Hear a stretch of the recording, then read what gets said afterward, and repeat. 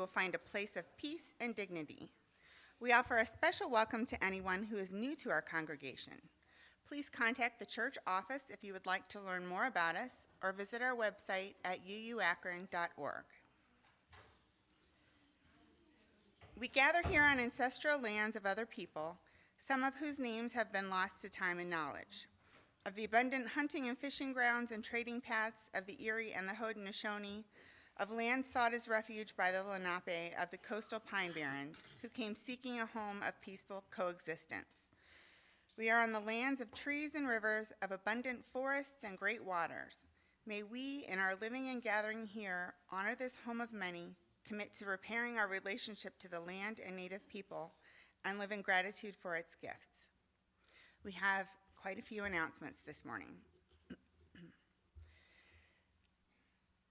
There are gay, lesbian, and transgender children in Democratic, Republican, and independent families, some who fear for their lives. I ask you to have mercy, Mr. President, on those in our communities whose children fear that their parents will be taken away. This was the Right Reverend Marianne Edgar Booty as she spoke to President Trump at the inaugural prayer service on January 21st, 2025 in Washington, D.C. She is the speaker at GA this year. UUCA and UU Kent are co-hosting a potluck and viewing party at Kent this coming Saturday, June 20th.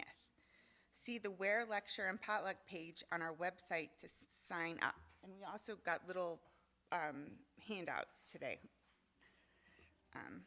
Remember the vision board?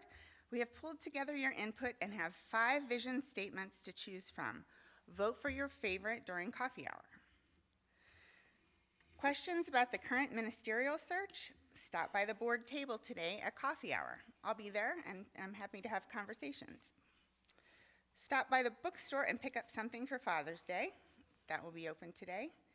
The UUWA meets this Thursday, June 18th at 10:30 a.m. in the Fellowship Hannah Hall, and then we'll bring our brown bag lunches to the Akron Art Museum. All are welcome. Our community pantry is coming up on the 27th. We could use cleaning supplies, deodorant, shampoo, paper towels, and toilet paper. Additional details, links, and information can be found on in our weekly emails and on our website at uuakron.org. You can also visit us on Facebook.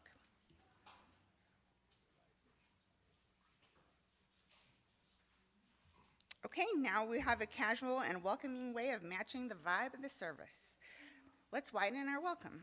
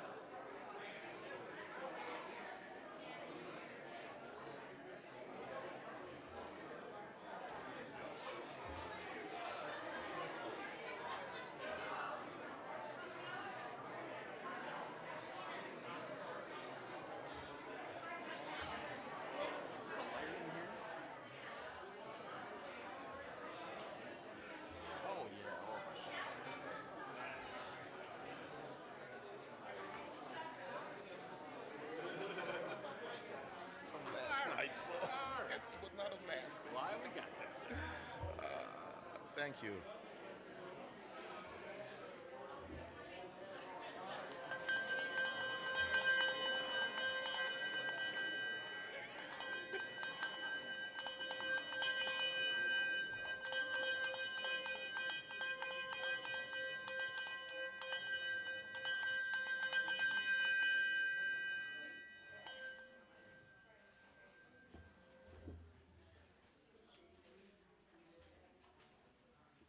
And my largest of welcome, of widening my welcome, is to say that I am in a New York state of mind. I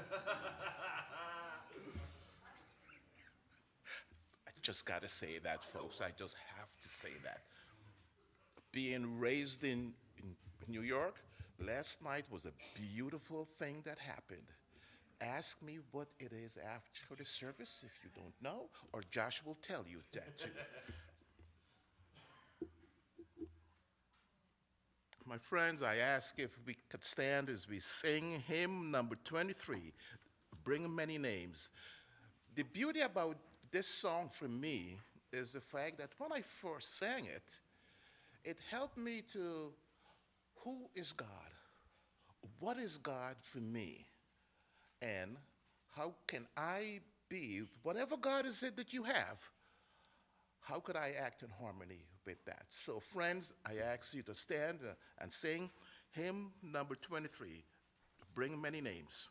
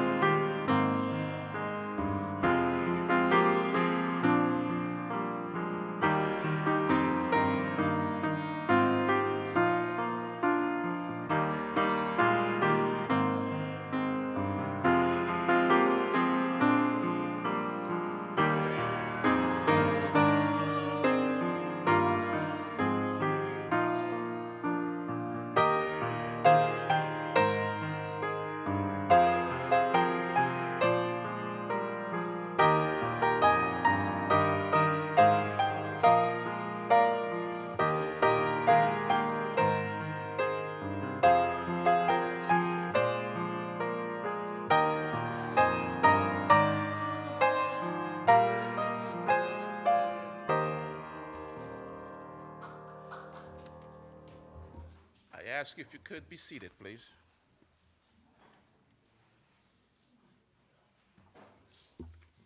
As we are gathered here amidst the differences and commonalities in which we have, we will call upon our fathers who dream of freedom and did not live to see it. The fathers who raised children in long shadows of injustice. The fathers who taught through sacrifice, through silence, and also through song. We call upon that spirit that holds families together across the various plantations at that time and the prison systems in which we have now. Across migrations and separations, we honor the love that endured. May this hour, within our sanctuary, may our hearts be open to grief, to joy, to one another. May we leave this place more committed to the world that we're trying to build, a world where no father fears for their child's life because of the color of their skin, where all families are cherished, where freedom is not just a promise, but it is a living, breathing reality. Our service would take on a kind of a tone because we're including Father's Day and Juneteenth and so forth. We're combining this. So it's a beautiful day as we think of fathers, as we think of freedom, and we combine where these things are. As we light our chalice, this is a chalice lighting for fathers and mothers also. Make no mistake about that. We light this flame as a symbol of Unitarian Universalism, commitment to our values and covenant. The father who raised us and the children who will inherit this world in which we build. This flame burns for freedom. It burns for fatherhood. It burns for the truth that love and justice cannot be separated. It burns for even our LGBTQ fathers. As we prepare to worship in this hour, these are the words in which I'm hoping that you will keep in mind for this hour. Love is the spirit of this church, and the services is its law. This is the greatest covenant in which we could ever have as we dwell in peace. We seek truth, we seek love, and we help one another. Our libation ritual will take on another different flavor.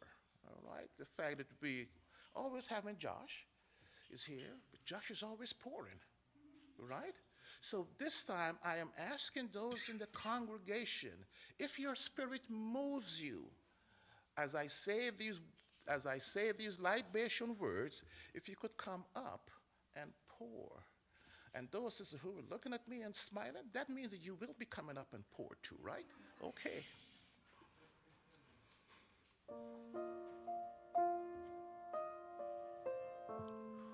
For those who are our ancestors, those who have survived the Middle Passage, for those who have built this nation in uncompensated manner and also labor, those whose names were stolen and those who give themselves new ones, we all would say, be poor. For the fathers who were not allowed to father, those who were sold away, those who were imprisoned, those who died too young, and those at the hands of injustice, you pour, and yes, we continue to pour. For the fathers who stayed, those who have worked double shifts, who sang lullabies and coached in Little League, and who drove to every recital of their children, who showed love through the way as to how they have showed up. We remember and we pour. For the fathers who are still fighting for their families, for their communities, for the world that does not see them as fully as how they should be seen, we pour. And all those whose names we carry in our hearts, those who have been lost, those whom we have loved, those whose presence are still within us. And I ask, if there is names of fathers that you know your father, kindly say them aloud.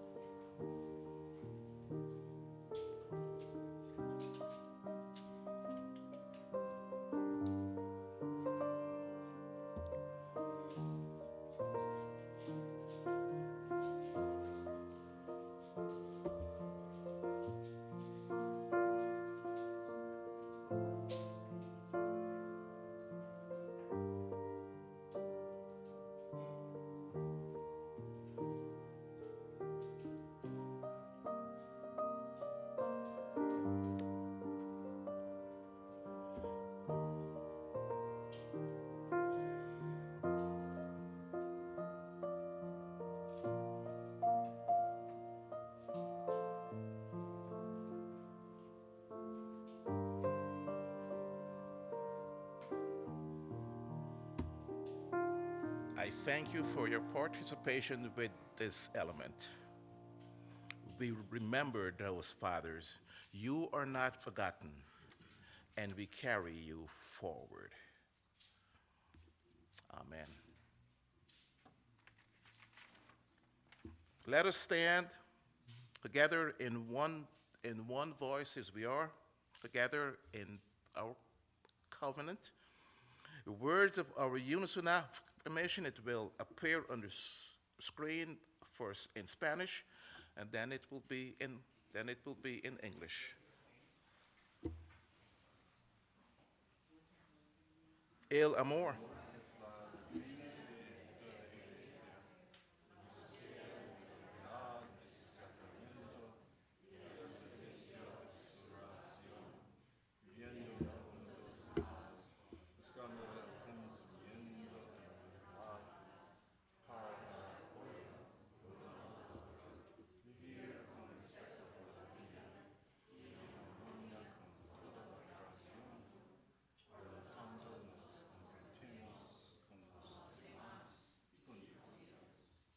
And now in English.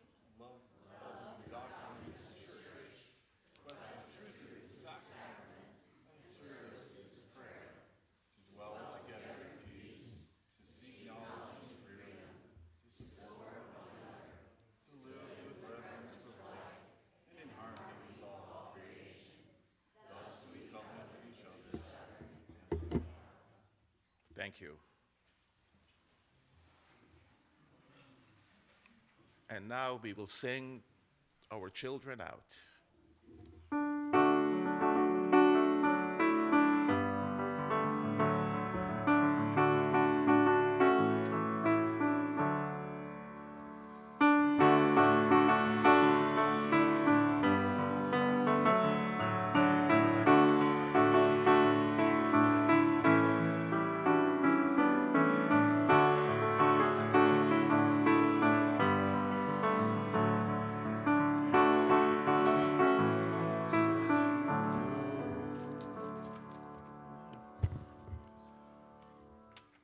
Ours is a welcoming community where we find connection, a spiritual community where we find meaning.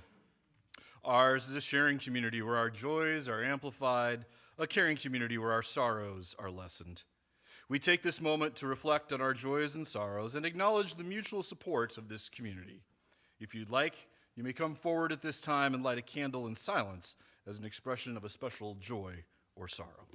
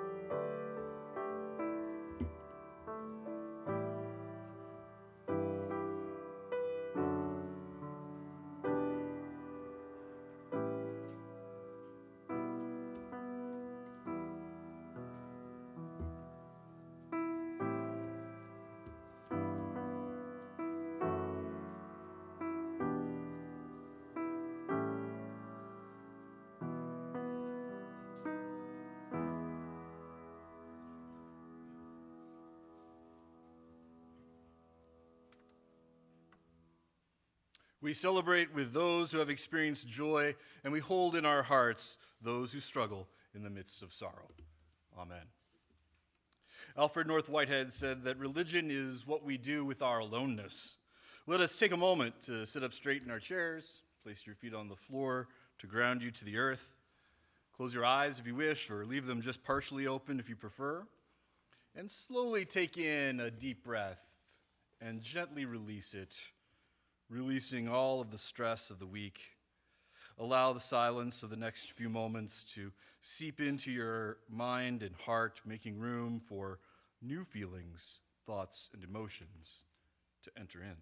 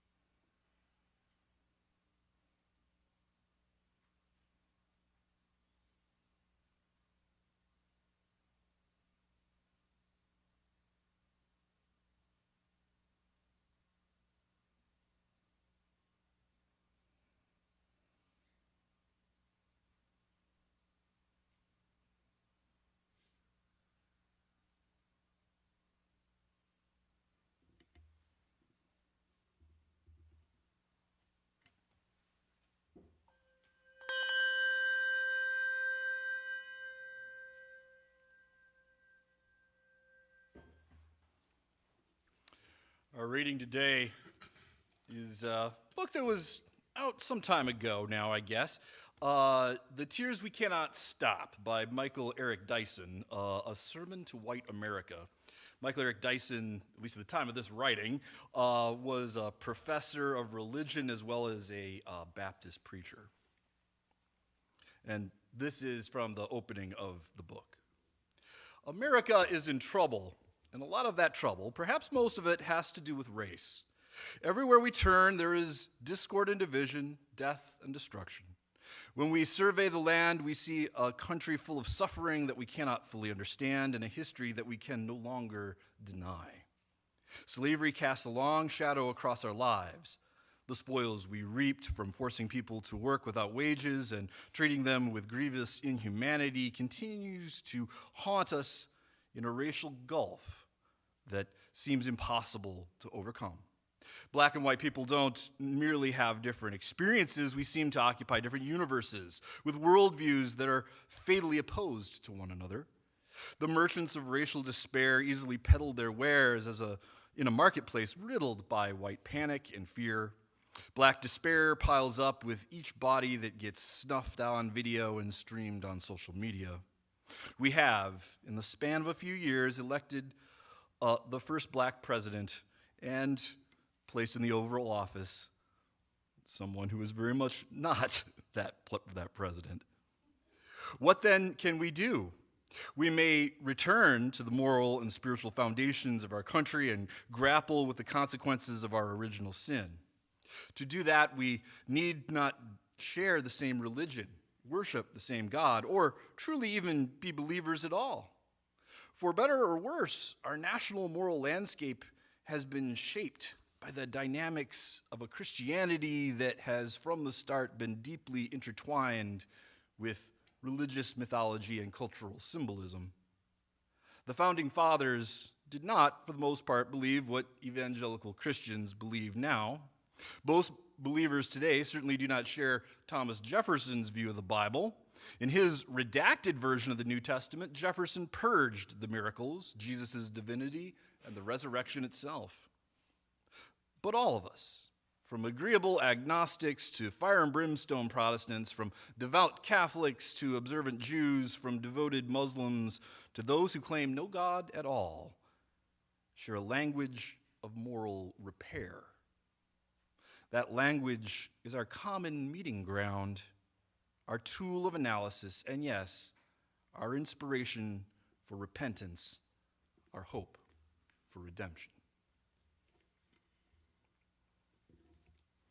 The Unitarian Universalist Church of Akron is a sanctuary of love and welcome to all, living our values through ministries that care for the earth and for each other.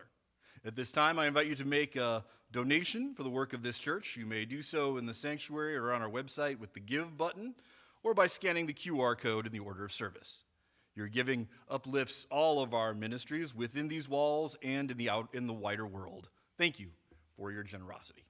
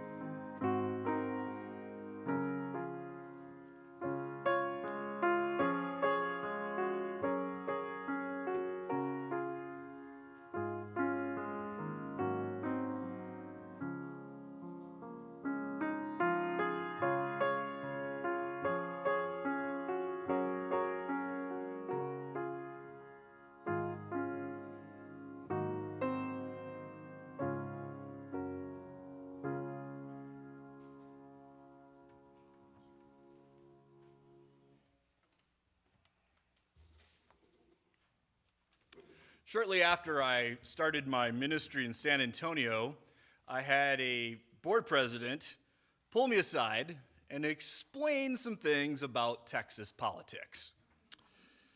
Harold was, I guess you'd kind of call, I kind of always thought of him as that caricature of the old country lawyer, because he sort of sounded like that, and he was a lawyer.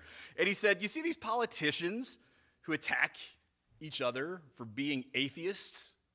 This was common in the political rhetoric at the time. There's a reason why they do it, he said, because it works.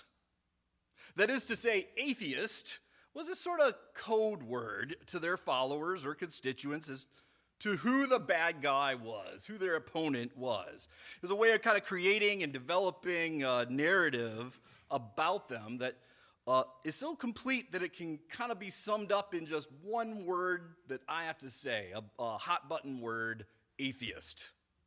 Now, obviously, most of the people accused of being atheists in this politically charged sense very often were not. And the people in Texas who were in fact atheists, including not a few of the members of the UU church I served, were none too pleased to have their philosophical positions used as a political swear word. But in Texas, there are not many people who will stand up for the atheists, and so they became the punching bag.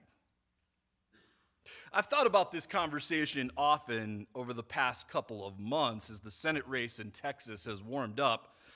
Some predict that this could be the seat that determines the control of the Senate. And so to avoid anyone from talking about Ken Paxton and what he's done, they go on the offensive against James Tallarico. But instead of his religious beliefs, which are kind of solidly liberal Christian, they accuse him of being trans and gay, as if that were a bad thing. But it isn't. To them, those are just the new political swear words du jour. The problem is that James Tallarico looks like he's either going to give you a free copy of the Book of Mormon, or he's the starting quarterback for the high school JV team. In another era, this guy would have been a Republican, surely. All the religious and straight-laced boxes get ticked. But because he isn't big and tough, I mean, I don't know how tall the guy is, but he doesn't look manly and macho, they go after him for not conforming to a MAGA version of masculinity that is, in short, toxic. Indeed, no greater example of this may occur later today, will occur later today. We shall see on the south lawn of the White House. To celebrate our dear leader's birthday today, there will be a UFC fight on the south lawn. It will be outside in this cage thing that they built, which apparently I've heard folks who live in D.C. say that this is a huge eyesore that you almost can't avoid seeing anywhere you go in the city. And furthermore, it's supposed to be hot and humid and possibly storming while all these people fight outside. The bugs are supposed to invade them, from what I hear. I can't imagine that any of this is safe. Someone pointed out, which I'm not a huge UFC person, so I don't really know the traditions of the sport, but on the card, the list of people who will be fighting, there are no women. There's almost always, I guess, a match between women in the UFC. Another issue that's come up is the president has bought stock in the UFC and began promoting this event shortly thereafter, obviously with the purpose of enriching himself even more. The whole thing kind of smacks of this sort of uber-masculine caricature, a tough guy, macho man image from 70s or 80s action movies. It's an image that is a fabrication, to be sure, but one in which young men are meant to conform.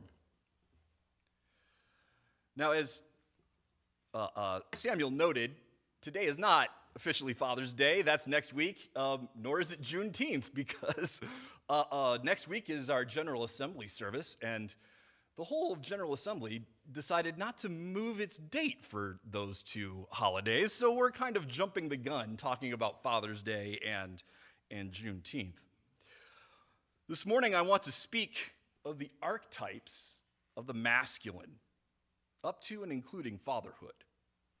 When I was in seminary, I studied under a fellow named Robert Moore, who was a Jungian psychologist. Moore was interested in finding these archetypes of the masculine. And by archetypes, I mean images or stories that are kind of touchstones for us, that speak to something deep inside of us. Archetypes may transcend cultural expression, meaning that they're ways that our subconscious comes to understand itself. We see ourselves in the stories we tell. When they're expressed in a common human language, common human experience like marriage, hunting, fatherhood, these images and stories teach us something about what it means to be human. They're poetic carriers of wisdom across generations. The past elders have this wisdom to teach us, but it's expressed in stories and folk tales. These are the ways that archetypes become real for us. Now, to be clear, there are archetypes for all kinds of things. Moore began looking at masculine archetypes really for two reasons. One was that earth-centered traditions and the sort of the spiritual arm of the feminist movement, if you will, had already been exploring feminine archetypes. So this was a bit of a gap to kind of look at what was going on for men. Does anyone remember, maybe it's too far back, Women Who Run with the Wolves by Clarissa Estes? Anybody running with wolves lately? So if you kind of want, we're going to be talking about the guys a lot today, but if you want a kind of feminine counterbalance to all this, to kind of an example of how this might work in a feminine context, I recommend that book, Women Who Run with the Wolves, just to kind of counterbalance some of the guys here.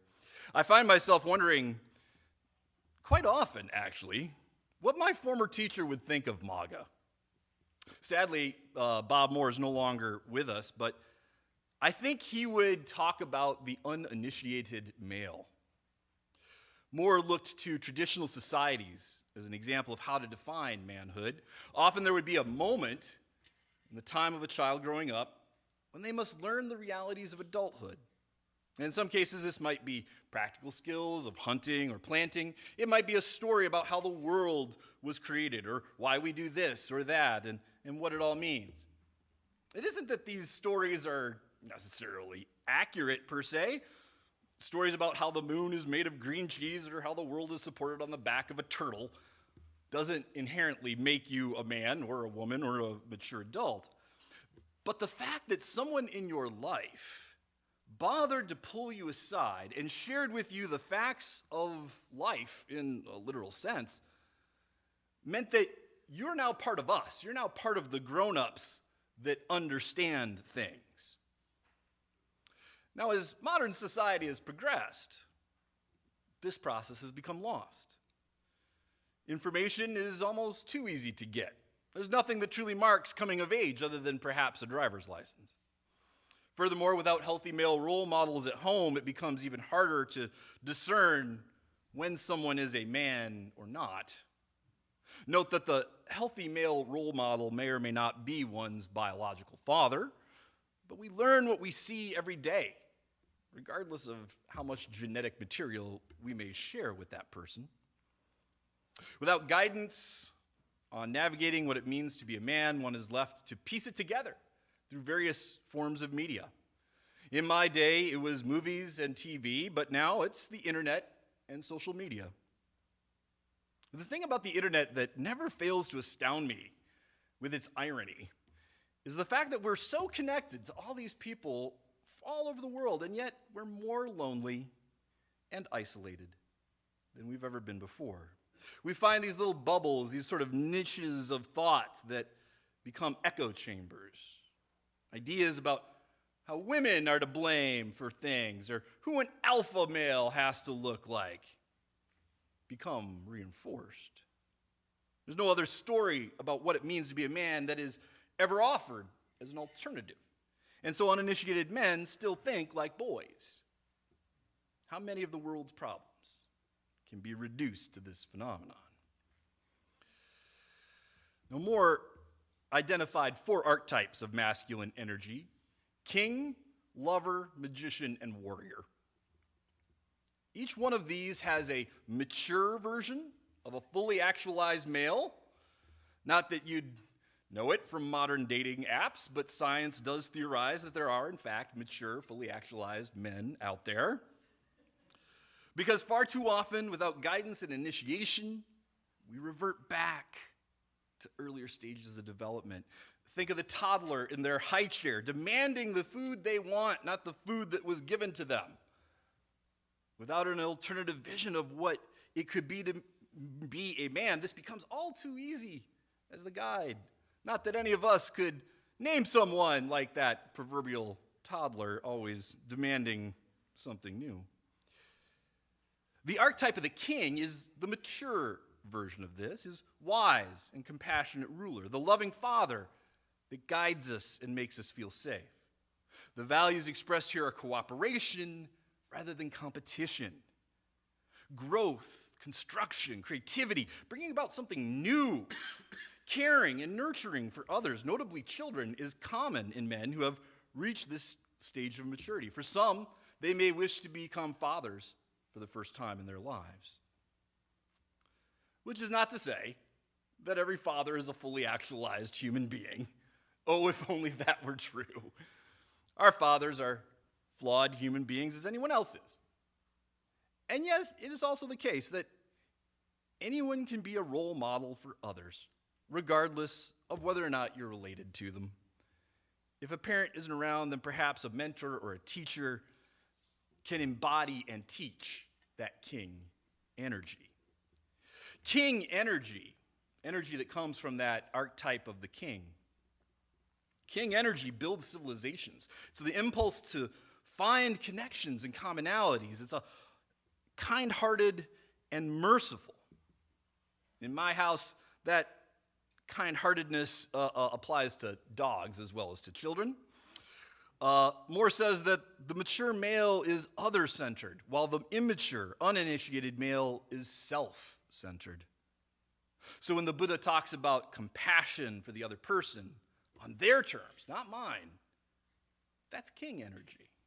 When Jesus says that the good shepherd chases after the one sheep who's lost, that's king energy.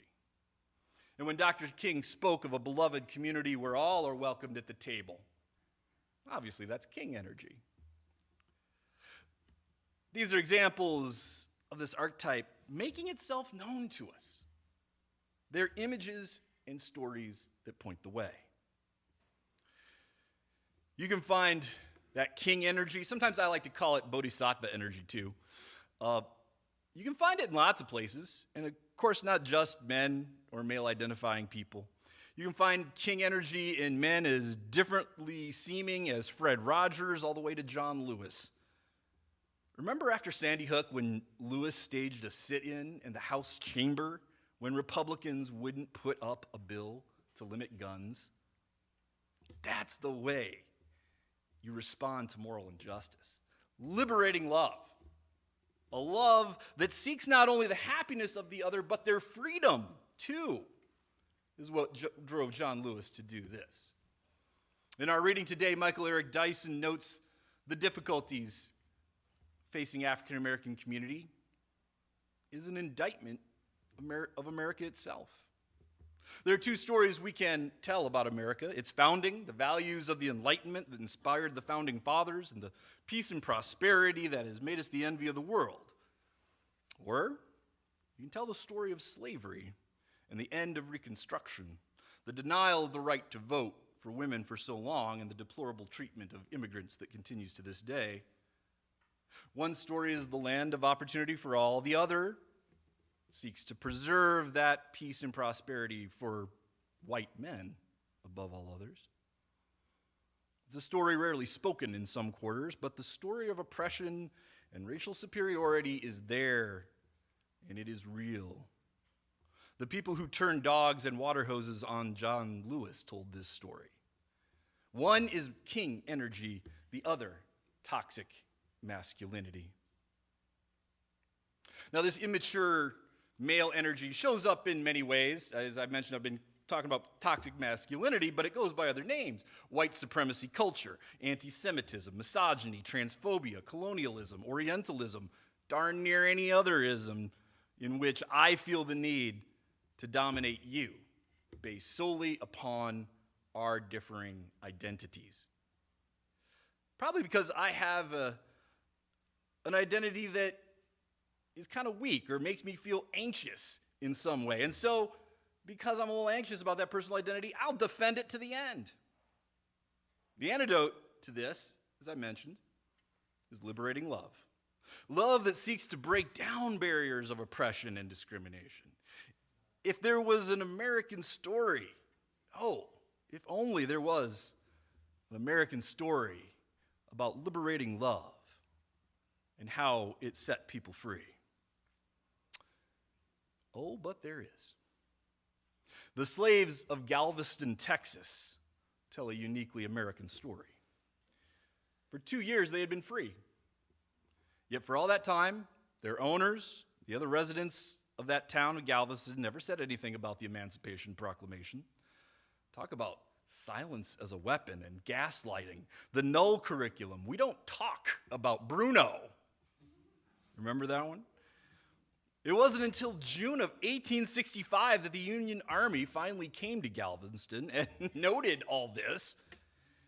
And so on June 19th, the Army made a proclamation, maybe the greatest thing the U.S. Army's ever done, arguably, made a proclamation that all slaves were in fact free.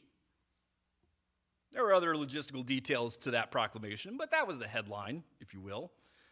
Those who were in chains were freed. Liberation had come, and like the wise elders of our past who defined the young generation by what they shared, it was the truth that set them free. Once you know the truth, you can't unknow it. Once you've been freed, you can't go back to Egypt, our Jewish friends tell us. Love seeks out liberation for the other, and liberation itself is an act of love. Liberating love is an act of grace, I suppose, and yet one also has to work very hard for it. It seems like all the gifts of the Spirit have this paradox to them. Can we tell ourselves a different story than the one that we are accustomed to? Can we see ourselves in the stories of other people, even if those people are very different from us in some ways? For if we do, then those differences become opportunities for deeper learning about the other. Alternative perspectives are just another part of the elephant that someone has a hold of that's different than mine. Can we talk about them? Dare we dare to speak our truths to each other, as vulnerable as that may make us? These practices, when we are able to do them in community and demonstrate them, help to raise our young people into the mature, healthy versions of themselves. They're not one-off day trips to the zoo, but rather a consistent message that you matter and your feelings matter. By zeroing in on that as a focus of community, then we can help each other grow in ways that we cannot today imagine.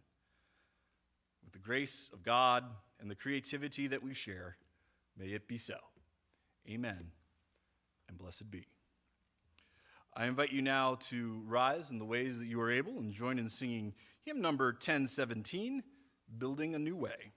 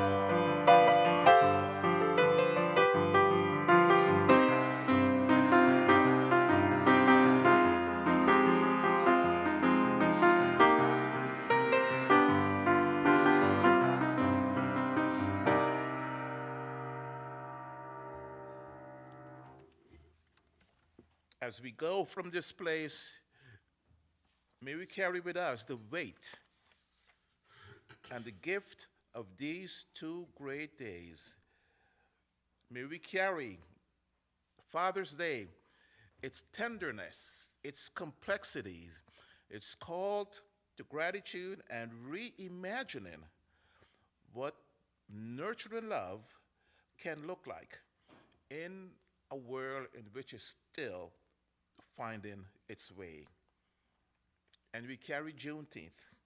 We carry Juneteenth, its joy, its sorrow, its unfinished business, its insistence that freedom means freedom not for one, but also freedom for all. Go in peace, go in love, and go in justice. Our benediction is from the entertainer Danny Thomas, one of my favorite quotes. A man is never so tall as when he stoops to help a child.